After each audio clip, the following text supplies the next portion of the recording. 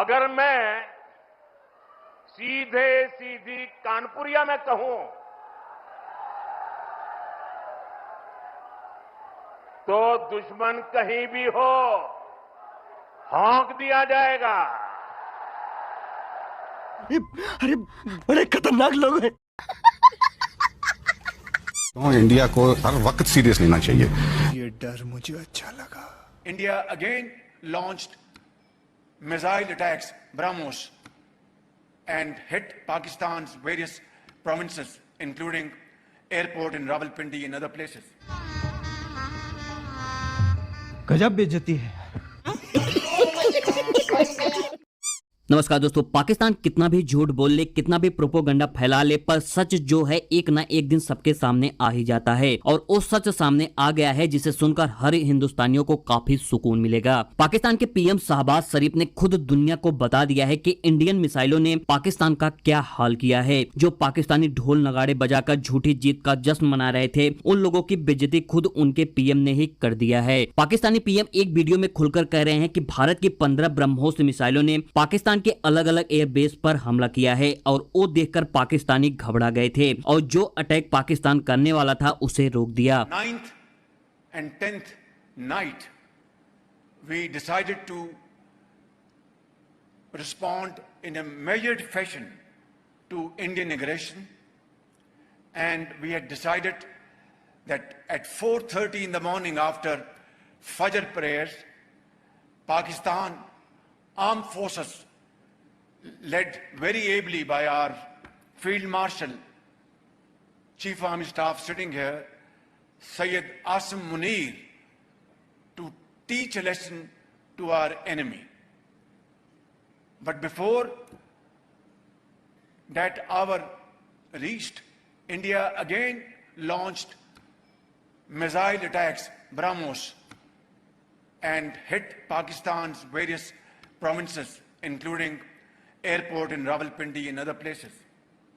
शहबाज शरीफ ये कह रहे हैं कि पाकिस्तान की सेना फजर की नमाज के बाद सुबह 4:30 बजे भारत पर हमला करने वाली थी, लेकिन जब तक ये समय आता उससे पहले ही भारत ने ब्रह्मोस मिसाइलों से हमला कर दिया और पाकिस्तान के कई सैन्य ठिकानों और राज्यों पर अटैक कर दिया। और पाकिस्तानी पीएम जब ये बात बोल रहे थे उस समय नए नवेले बने फील्ड मार्शल आसिम मुनीर भी बैठे हुए थे। इस बयान को सुनने के बाद पाकिस्तानी मीडिया भी सोच रही होगी कि जो हमने मेहनत करके झूठ बोला, झूठी खबरें फैलाई कि इंडिया ने पाकिस्तान का कुछ नहीं कर पाया, उस पर इन्होंने पानी फेर दिया। अभी तक इंडिया के लोग ही शहबाज शरीफ को जोकर बोलते थे, अब पाकिस्तान के लोग भी जोकर बोलने लगे। ऑपरेशन सिंदूर के बाद इंडियन एयरफोर्स ने पिक्चर सहित दुनिया को दिखाते हुए बताया था कि इंडियन एयरक्राफ्ट ने पाकिस्तान के अंदर हल कर उनके आतंकी ठिकानों को नष्ट किया था। पर उस टाइम शहबाज शरीफ को लेकर पूरे पाकिस्तान के लोग यह दावा कर रहे थे कि इंडियन एयरक्राफ्ट ने पाकिस्तान का कुछ नहीं कर पाया। पर कहते हैं ना कि सच ज्यादा दिन तक छुप नहीं सकती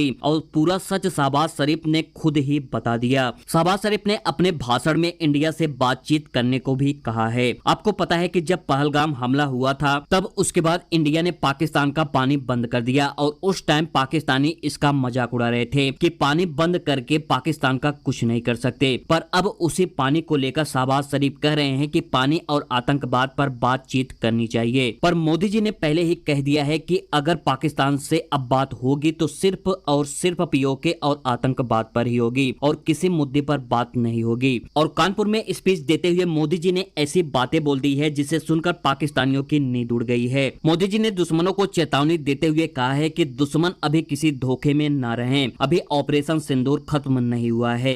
मैं फिर कहना चाहता हूं, ऑपरेशन सिंदूर के दौरान जो दुश्मन गिड़गिड़ा रहा था वो किसी धोखे में न रहे। ऑपरेशन सिंदूर अभी खत्म नहीं हुआ है।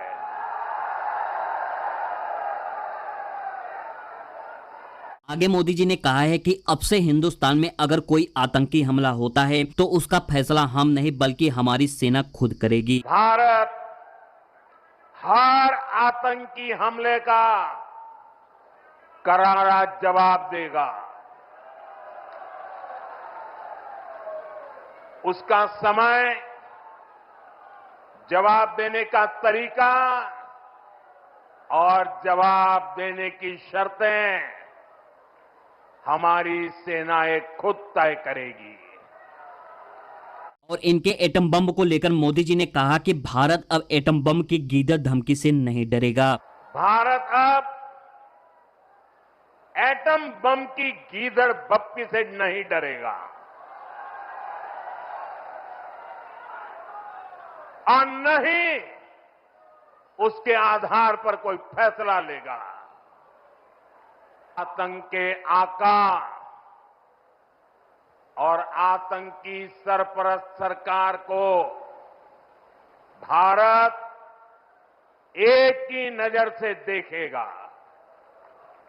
और वहीं भारत और पाकिस्तान के युद्ध विराम समझौते पर पहुंचने के कुछ सप्ताह बाद ही पाकिस्तानी सेना प्रमुख फील्ड मार्शल आसिर मुनीर ने कहा है कि इस्लामाबाद दक्षिण एशिया क्षेत्र में भारतीय आधिपत्य को कभी स्वीकार नहीं करेगा। उन्होंने यह भी कहा है कि पाकिस्तान सिंधु जल संधि के मुद्दे पर कभी समझौता नहीं करेगा, क्योंकि यह सीधे तौर पर देश के 240 मिलियन नागरिकों के मौलिक अधिकारों से जुड़ा हुआ है। सिंधु जल संधि को स्थगित करने के भारत के कदम पर प्रतिक्रिया व्यक्त करते हुए आसिर मुनीर ने इसे पाकिस्तान के लिए लक्ष्मण रेखा बताया है और कहा है कि इस्लामाबाद पानी से संबंधित मामलों पर कभी भी झुकेगा नहीं। मुनीर ने कहा कि पानी पाकिस्तान की रेड लाइन है और हम 240 मिलियन पाकिस्तानियों के इस बुनियादी अधिकार पर कोई समझौता नहीं होने देंगे। और वही डोनाल्ड ट्रंप जो इंडिया और पाकिस्तान की सुलह कराने के चक्कर में थे, अब उनके अपने ही उनसे बिछड़ रहे हैं। अंतर्राष्ट्रीय मसलों पर अमेरिका द्वारा लगाए गए टैरिफ के कारण डोनाल्ड ट्रंप अपने ही देश में घिर गए हैं। आपको पता है कि डोनाल्ड ट्रंप को राष्ट्रपति बनाने में सबसे बड़ा हाथ एलन मस्क का है